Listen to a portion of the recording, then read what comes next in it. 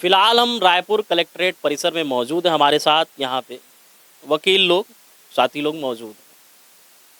समाज को एक अलग संदेश देने का काम ये लोग कर रहे हैं। और बीते 30 तारीख को इसी कलेक्ट्रेट परिसर में करीब 8 जोड़ों का कोर्ट मैरिज हुआ।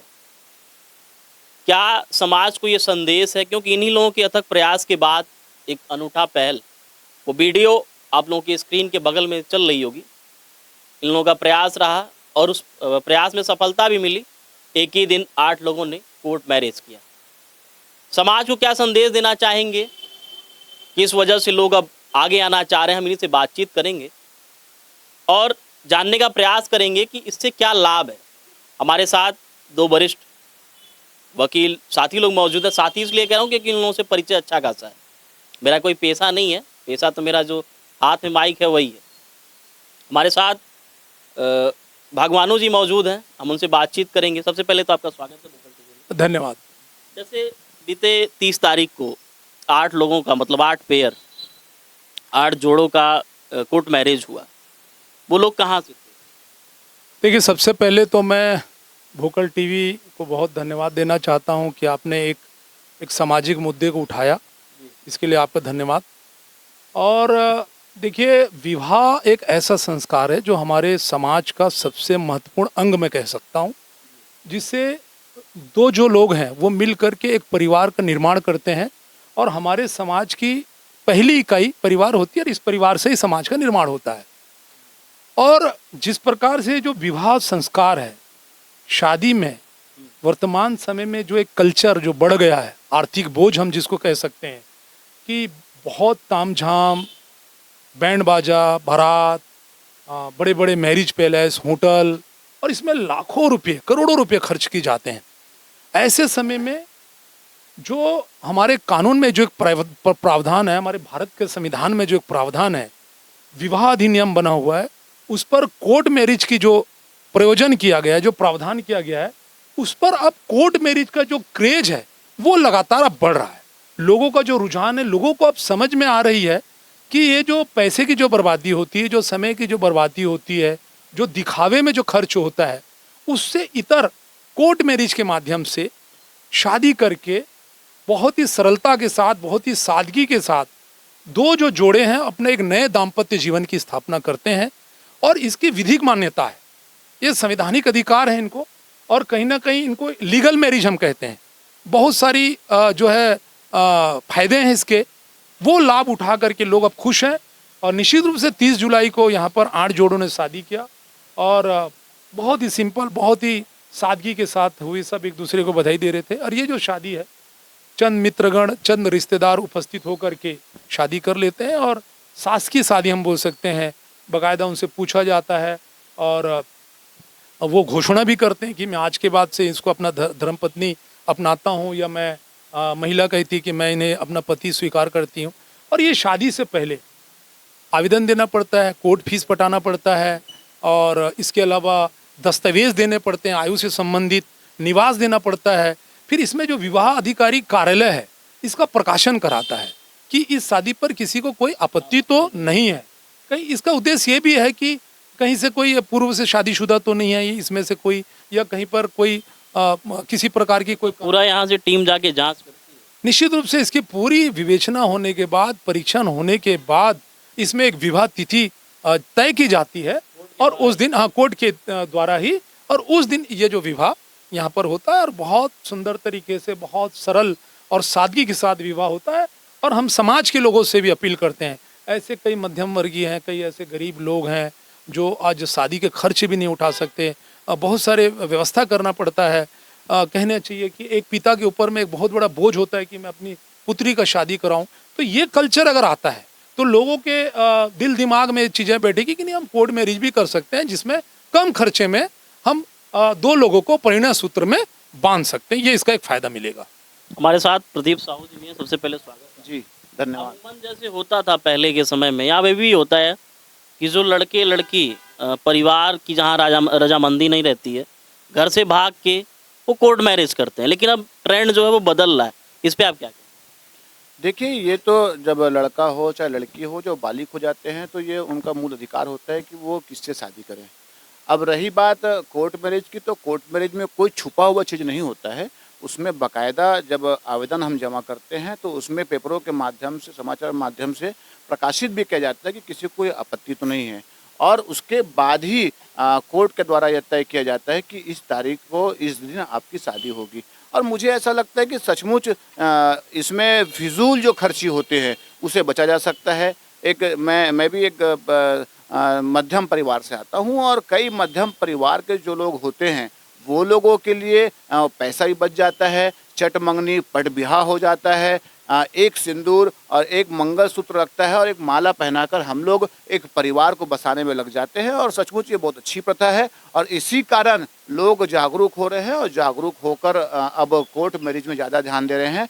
क्योंकि मुझे ऐसा लगता है कि जैसे अभी कुछ दिन पहले, मैं कहना तो नहीं चाहता, लेकिन अंबानी अडानी परिवार में आपने शादी देखा, 5-5 हज़ार करोड़ लोगों की, 5-5 हज़ार करोड़ रुपए की शादी होती है। अरे कितने करोड़ों लोगों की ऐसी भी शादी हो जाएगी इस तरीके से अगर किया जाए तो ये एक मैसेज देने का तरीका है। लोग अब इसे अपनाना चाह रहे हैं, अब लोग इस प्रथा में चलना चाह रहे हैं कि जिस तरीके से जो संविधान बनाया गया है, उस संविधान में यह एक मैरिज एक्ट भी बनाया गया है, उस मैरिज एक्ट के तहत वो अब अपने परिवार को बसाने में लगे हुए हैं।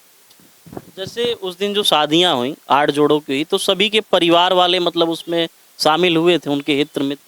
जी, लगभग जैसे हम लोग के साथ जो हमारे निहाल परिवार आए थे, उनके लड़के के भी परिवारजन आए थे, लड़कियों के भी परिवारजन आए थे।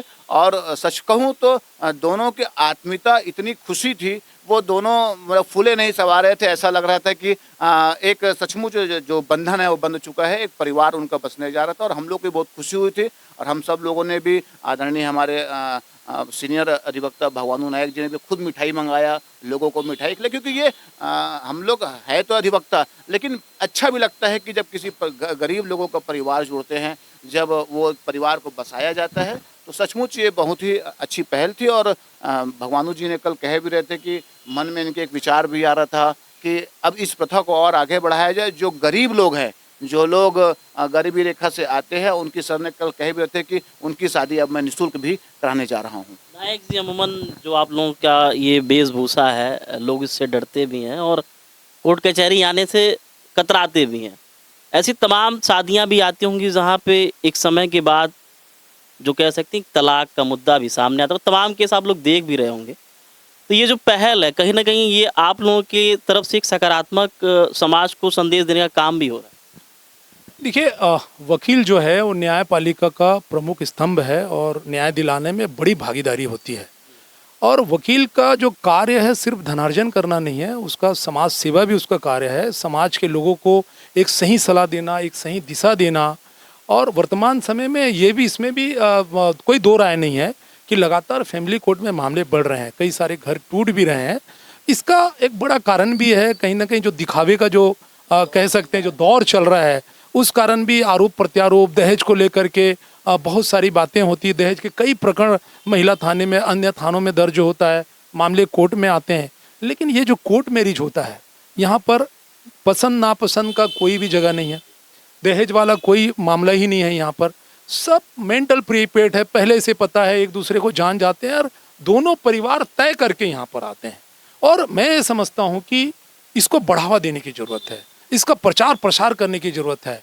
इस पर जो शासन है, इसके लिए जागरूकता अभियान चलाना चाहिए, जो है होना चाहिए, इसकी प्रचार की जानी चाहिए। जैसे कि हमारे अधिवक्ता सादी प्रदीप साहू ने कहा, हम लोगों का एक ऐसा प्रयास हम सोच रहे हैं कि हम इसमें निःशुल्क जो है हम लोगों को सेवा दें, वो लोग अपनी तैयारी करके आ जाए, और जो भी जो है यहाँ जो प्रक्रिया है उस पर हम पूरा मदद, जो कानूनी जो प्रक्रिया है उस पर हम लोग पूरा मदद करेंगे। और आने वाले समय में ज़रूरत पड़े तो हम लोग अपने स्तर में, हमारा जो चैम्बर है, हमारी जो टीम है, इसका प्रचार प्रसार भी करेंगे, और अधिक से अधिक लोग कोर्ट मैरिज करें, अपना समय को बचाए, पैसे को बचाए, और एक मजबूत परिणय सूत्र में बांधकर सुखमय दाम्पत्य जीवन की स्थापना करें और समाज को मजबूत करें। जैसे प्रदीप जी, जैसे अमूमन होता है कि जो शादी होती है 7 साल का ऐसा टाइम पीरियड होता है कि अगर लड़की हल्का सा भी कुछ लड़के के पक्ष के, लड़के के परिवार या फिर लड़के के खिलाफ कुछ भी जाके कोई भी आवेदन भी दे दी तो तत्काल दहेज उत्पीड़न का केस दर्ज हो जाता है। या ऐसा हमारा संविधान है कि जिसमें महिलाओं की अधिक सुनी जाती है, स्वाभाविक सी बात है। ये जो कोर्ट मैरिज की पहल शुरू हुई है आज के युवाओं में, तो कहीं ना कहीं जो एक पहला प्रेशर रहता है कि होना, क्योंकि अमूमन हमारे ही समाज में हमारे हित मित्र ऐसे कई हैं जो इस चीज़ को लेके परेशान हो, बेचारे झेल रहे हैं इस चीज़ को किसी भी तरीके से। उनको अब जो निर्वहन करना है दाम्पत्य जीवन का कर रहे हैं, चल रही चीज़ें, लेकिन वो जो आंतरिक खुशी होती है उनके साथ नहीं है। कई लोग हमारे जानने पहचानने वाले हैं ऐसे। तो क्या इससे भी जो युवा है, खास करके जो कह सकते हैं कि पुरुष वर्ग है, उसको सहूलियत मिलेगी? देखिए, अब संविधान में जो कानून बनाया गया है उसको तो पालन करना सभी का फर्ज बनता है। और रही बात स्त्री को हम लोग अपना स्त्री धन भी कहते हैं, तो अगर कोई जाकर कोर्ट पे याचिका दायर करता है तो उसमें जो कोर्ट की प्रक्रिया है वो तो पूरी करनी ही पड़ेगी। अब रही बात दोनों के आपस के संबंध की, वो आपकी परिवार में किस तरीके से रहते हैं, और हर घर में हर परिवार में नोक झोंक होता है। कई लोग समझदारी से अपने घर में ही इस चीज़ को सुलह कर लेते हैं, और जब नहीं हो पाता है तो हाँ, अब यहाँ पे अधिवक्तागण है, क्योंकि हमारा तो काम ही है न्याय दिलाना, तो फिर हम लोग कोर्ट का जो प्रोसेस होता है उसको आगे फॉलो अप करके हम लोग काम करते हैं। जैसे मेरा सवाल ये है कि जो दहेज उत्पीड़न की प्राथमिकी दर्ज की जाती है, अब कोर्ट मैरिज वाली ये जो प्रोसेस शुरू हो गया है और आप लोगों का पहल भी है, तो इससे कहीं ना कहीं जो पुरुष वर्ग है उसके लिए एक कह सकते हैं सेफ्टी वाल्व है ये। देखिए, ऐसा है कि हमारे देश में जो है कानून जो है सबके लिए बराबर है, समानता का अधिकार है, लेकिन महिलाओं के कुछ अपने अधिकार हैं, महिलाओं के अपने विशेषाधिकार है। 498A निश्चित रूप से एक दौर ऐसा भी था कि कई महिलाओं को दहेज के लिए प्रताड़ित किया गया, और कई महिलाओं के साथ आज भी होता है। और इसमें भी दो राय नहीं कि कई महिलाएं इस कानून का मिसयूज भी करती है। लेकिन जब माननीय सुप्रीम कोर्ट का ये स्पष्ट निर्देश है कि 498A के मामला को दर्ज करने से पहले उसमें काउंसलिंग होती है, उसमें जो हाँ पूरे परिवार की होती है। इसमें महिला थाने में जो सामाजिक सदस्य होते हैं, कुछ थाने के स्टाफ रहते हैं, इन लोगों के द्वारा काउंसलिंग की जाती है।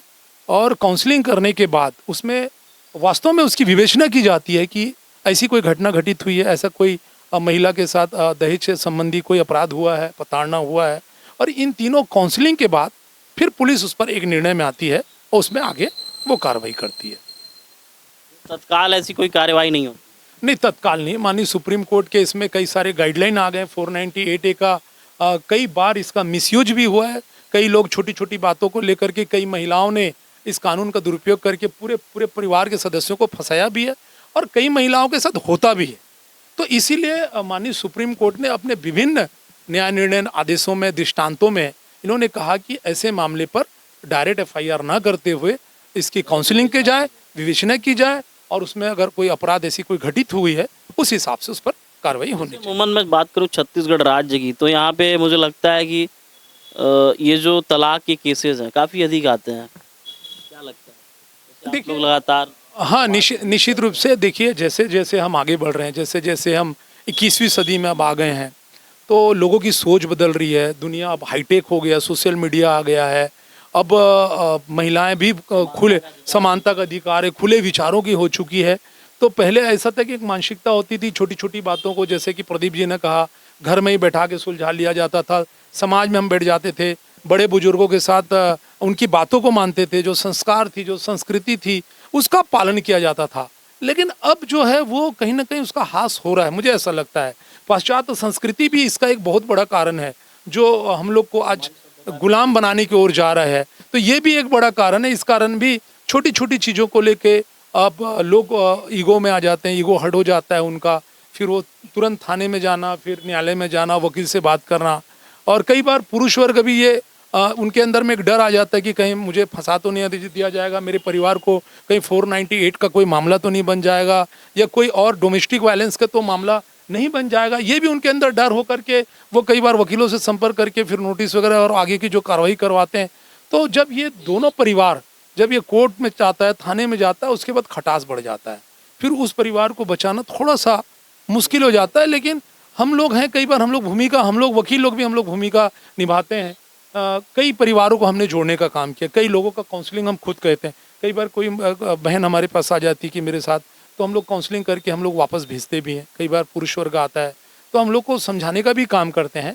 तो इस तरीके से जो है ये सबकी जिम्मेदारी है। विधिक सेवा भी बना हुआ है, उनकी भी जिम्मेदारी है कि ऐसे परिवारों को जोड़ने का काम किया जाए। माननीय कुटुंब न्यायालय का भी गठन इसी उद्देश्य से हुआ है कि कई बार मामलों को ज़्यादा से ज़्यादा काउंसलिंग करके उस परिवार को जोड़ने का काम किया जाए। तो कानून अपने हिसाब से काम करता है। हम सब की जिम्मेदारी भी यहाँ पर है कि हम सब लोग भी अपने जो संस्कृति है, अपना जो सभ्यता है, उसका पालन करते हुए आगे बढ़े। तो हमारे साथ कलेक्ट्रेट परिसर में सीनियर वकील लोग रहे और बताए किस तरीके से जो ये कोर्ट मैरिज है उसको हमने आगे बढ़ाने का प्रयास किया और शुरू भी हो गई है। इनका एक पहल है कि आने वाले समय में निःशुल्क तौर पे जो भी ऐसे कह सकते हैं कि युगल हैं, जोड़े हैं, उनका हम निःशुल्क तरीके से उनका कोर्ट मैरिज कराएंगे, जिससे समाज में जो लगातार शादी को लेके बर्डन होता है, बात लड़के पक्ष की हो या फिर लड़की पक्ष की, दोनों परिवारों के ऊपर खर्चे को लेके बर्डन पड़ता है और कहीं ना कहीं जो एक दबाव होता है, शादी का दबाव होता है, खास करके लड़की पक्ष में, क्योंकि दहेज भी देना पड़ता है, तो काफ़ी उम्र बीत जाती है उस दहेज की रकम को, अगर वो लोन लिया है तो उसी को चुकाने में।